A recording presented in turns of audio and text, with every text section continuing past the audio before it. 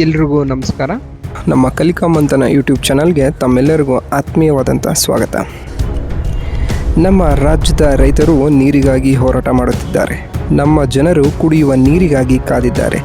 ಆದರೆ ನದಿಗಳು ನಮ್ಮದೇ ಆಗಿದ್ದರೂ ನೀರು ನಮ್ಮ ಕೈಗೆ ಯಾಕೆ ಬರ್ತಿಲ್ಲ? ಇವತ್ತು ನಾವು ಕರ್ನಾಟಕದ ಪ್ರಮುಖ 3 ಜಲ ವಿವಾದಗಳ ಬಗ್ಗೆ ತಿಳ್ಕೊಳ್ಳೋಣ. ಬನ್ನಿ ಹಾಗಾದರೆ ಶುರು ಮಾಡೋಣ. ಮೊದಲನೇದಾಗಿ ಕಾವೇರಿ ಜಲ ವಿವಾದ. ಕಾವೇರಿ ನದಿ ಕರ್ನಾಟಕದ ಕೊಡಗಿನಲ್ಲಿ ಹುಟ್ಟಿ ತಮಿಳುನಾಡಿಗೆ ಹರಿಯುತ್ತದೆ.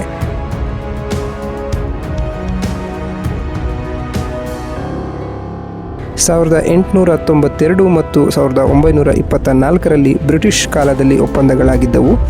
1974ರಲ್ಲಿ 1924ರ ಒಪ್ಪಂದ ಮುಗಿಯಿತು.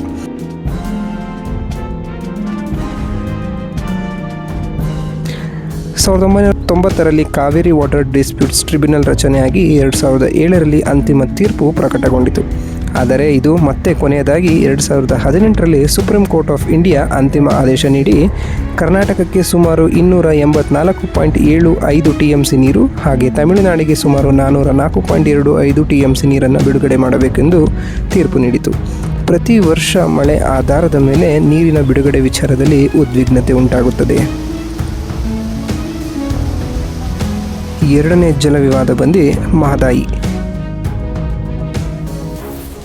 ಈ ಮಹದಾಯಿ ನದಿ ಕರ್ನಾಟಕದ ಬೆಳಗಾವಿ ಭಾಗದಲ್ಲಿ ಹುಟ್ಟಿ ಗೋವಾದಲ್ಲಿ ಮಾಂಡೋವಿ ಎಂದು ಕರೆಯಲ್ಪಡುತ್ತದೆ. ಕರ್ನಾಟಕದ ಕಳಸಾ ಬಂಡೂರಿ ಯೋಜನೆ ಮೂಲಕ ಕುಡಿಯುವ ನೀರು ತಿರುಗಿಸುವ ಯೋಜನೆ ಇದಾಗಿದ್ದು, ಇದು ಕರ್ನಾಟಕ, ಗೋವಾ, ಮಹಾರಾಷ್ಟ್ರ ರಾಜ್ಯಗಳ ನಡುವೆ ವಿವಾದ ಅಂತಕ್ಕಂಥದ್ದು ಸೃಷ್ಟಿಸಿದೆ. 2018ರಲ್ಲಿ ಮಹದಾಯಿ ವಾಟರ್ ಡಿಸ್ಪ್ಯೂಟ್ಸ್ ಟ್ರಿಬ್ಯುನಲ್ ತೀರ್ಪು ನೀಡಿದ್ರೂ ಕರ್ನಾಟಕಕ್ಕೆ ಸುಮಾರು 13.42 TMC ನೀರು ಮಂಜೂರು ಮಾಡಿದೆ. ಸೊ ಇದರಿಂದ ಏನು ಸಮಸ್ಯೆ ಆಗ್ತಾ ಇದೆ ಅಂತಂದರೆ, ಗೋವಾ ಸರ್ಕಾರವು ನಮ್ಮ ಗೋವಾಗೆ ಪರಿಸರ ಹಾನಿ ಆಗ್ತಾ ಇದೆ ಅಂತ ಹೇಳಿ ವಿರೋಧ ಅಂತಕ್ಕಂಥದ್ದನ್ನ ವ್ಯಕ್ತಪಡಿಸ್ತಾ ಇದ್ದಾರೆ. ಕೊನೆಯದಾಗಿ ಬರೋದಾದರೆ ಈ ಮೇಕೆದಾಟು ಯೋಜನೆ. ಮೇಕೆದಾಟು ಯೋಜನೆ ಕರ್ನಾಟಕ ಸರ್ಕಾರ ಪ್ರಸ್ತಾಪಿಸಿರುವ ಕಾವೇರಿ ನದಿಯ ಮೇಲಿನ ಒಂದು ಬ್ಯಾಲೆನ್ಸಿಂಗ್ ರಿಸರ್ವಾಯರ್ ಯೋಜನೆಯಾಗಿದೆ. ಇದು ರಾಮನಗರ ಜಿಲ್ಲೆಯ ಕನಕಪುರ ತಾಲೂಕಿನ ಸಮೀಪ ಕರ್ನಾಟಕ ಮತ್ತು ತಮಿಳುನಾಡು ಗಡಿಯ ಹತ್ತಿರ ಇರುವ ಕಾವೇರಿ ಕಣಿವೆಯಲ್ಲಿ ನಿರ್ಮಾಣವಾಗಬೇಕಾಗಿದೆ. ಬೆಂಗಳೂರಿನಲ್ಲಿ ದಿನದಿಂದ ದಿನಕ್ಕೆ ಕುಡಿಯುವ ನೀರಿನ ಕೊರತೆ ಹೆಚ್ಚುತ್ತಿರುವ ಹಿನ್ನೆಲೆಯಲ್ಲಿ ಭವಿಷ್ಯದ ಜನಸಂಖ್ಯೆ ಅಗತ್ಯಗಳನ್ನು ಗಮನದಲ್ಲಿಟ್ಟುಕೊಂಡು ಸುಮಾರು 67 TMC ಸಂಗ್ರಹದ ಸಾಮರ್ಥ್ಯ ಅಣೆಕಟ್ಟು ನಿರ್ಮಿಸುವ ಪ್ರಸ್ತಾವವಿದೆ. ಇದರಲ್ಲಿ ಸುಮಾರು 4.75 TMC ನೀರನ್ನು ಮುಖ್ಯವಾಗಿ ಕುಡಿಯುವ ನೀರಿಗಾಗಿ ಬಳಸುವ ಉದ್ದೇಶವಿದೆ. ಹಾಗೆ ಸುಮಾರು 400 ಮೆಗಾವ್ಯಾಟ್ ವಿದ್ಯುತ್ ಉತ್ಪಾದನೆಯ ಸಾಧ್ಯತೆಯೂ ಉಲ್ಲೇಖಿಸಲಾಗಿದೆ. ಈ ಯೋಜನೆ ಕಾವೇರಿ ನೀರಿನ ಹಂಚಿಕೆ ತೀರ್ಪಿನ ಹಿನ್ನೆಲೆಯಲ್ಲಿ ವಿವಾದಕ್ಕೆ ಕಾರಣವಾಗಿದೆ.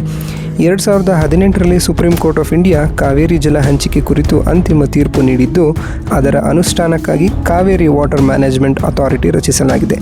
ಕರ್ನಾಟಕದ ವಾದ ಪ್ರಕಾರ ಮೇಕೆದಾಟು ಯೋಜನೆ ಹೊಸ ಹಂಚಿಕೆ ಅಲ್ಲ.